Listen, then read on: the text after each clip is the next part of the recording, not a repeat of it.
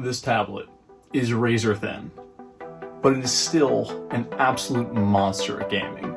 Let's see what it's capable of.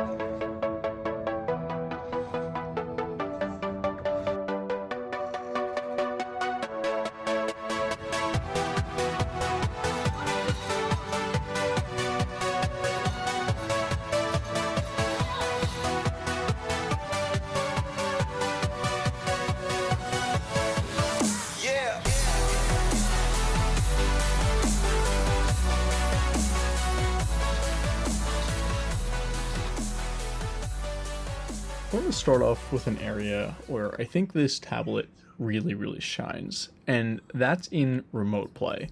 We of course will get to all of the games that run natively on the device, but I want to start with Steam Link in this discussion. You could think of this tablet with its 14.6-inch display as a small portable television. And of course it's Bluetooth capable, so you could very easily link up a PS5 controller, for example, and have a really nice portable experience. You of course do need a gaming machine like I have here on my desk to run games like this, since you are merely streaming, but it's something that allows you to sort of disconnect from your desk setup and move around the house or even outside if you have strong enough 5G connection, which is super cool. I find myself when I'm playing story-driven games, I don't really want to be in a desk setting, so being able to sit on the couch makes this a so much more enjoyable experience, and I've been spending a lot of time with this tablet on this exact use case. Another thing that helps tremendously is just how far Steam Link has come. The ability to stream at low latency is fantastic, and it really does feel real-time. Of course, you would never want to use this in a more competitive setting, but it is beyond adequate for anything that is story-driven or does not require the highest level of response time. It also helps tremendously that most of these games have native controller support, coming from the fact that they're also designed for consoles, so it is a truly plug-and-play experience. At this point, I'd like to get into gaming actually natively on this tablet. It is extremely powerful from a graphics perspective, especially given the thickness that it has. Even after long gaming sessions, there are no issues with any sort of overheating, it feeling even hot to the touch at all, or even warm. The vapor chamber cooling that this has is exceptional, and it makes gaming really fluid. And it's hard to show through camera, but the frame rate is super high, especially in games like this.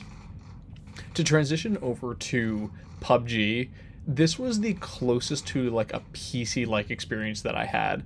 Of course, I was trying to play it just using the screen to make it a little bit more like you would have in more situations. Not everyone's going to connect a controller, and the controls were actually not bad given the size of the screen, because you still had so much screen real estate despite using these on-screen controls. I know it might sound shocking, but it's actually kind of pleasant to play a game like this, even a shooter. It's not the same as keyboard and mouse or even a controller, but it's amazing that it can just be done natively right on the screen, and you still have a pretty good level of control. I did find myself taking a long time to get used to it, so it's not going to happen the instant you start playing, but it's something that's super viable, and you could really take this anywhere you go. And that's something that can't even be said about gaming laptops, as trackpads aren't viable for a gaming solution. You have to have a mouse with you, and again, that limits where you can play. You have to have a table, and it also limits portability. And I think that's where this thing's biggest strong suit comes from. It's the overall portability of it. Given how thin it is, it's basically like a notebook in your backpack. Albeit, of course, quite large with the overall 14.6 on the diagonal. But a good way to think about it is that it'll still fit in basically any bag or backpack that can fit a standard 13-inch laptop, given that they usually have larger bezels.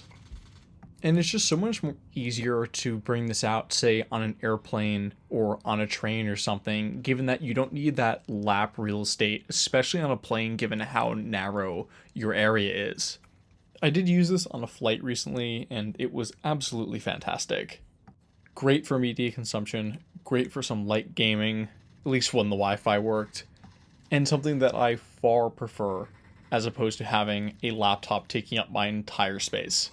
It's really amazing that this is now such a viable solution to a gaming experience. The last time I tried something like this was nearly a decade ago, and it was absolutely miserable. But even despite the systems I've had through modern consoles, really good gaming PCs, I find myself enjoying this.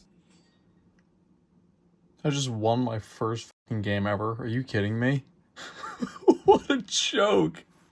17 eliminations? What?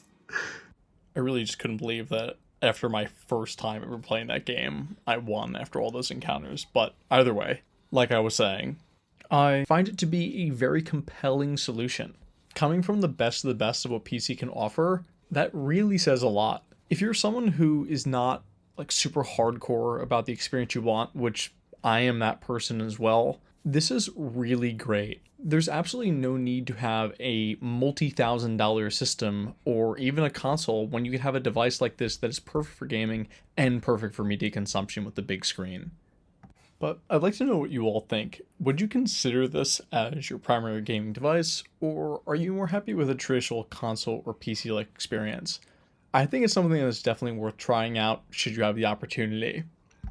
And of course, I hope you all liked this video. If you did, please do like and subscribe. It helps me out so much. And I look forward to seeing you all in the next video. See ya.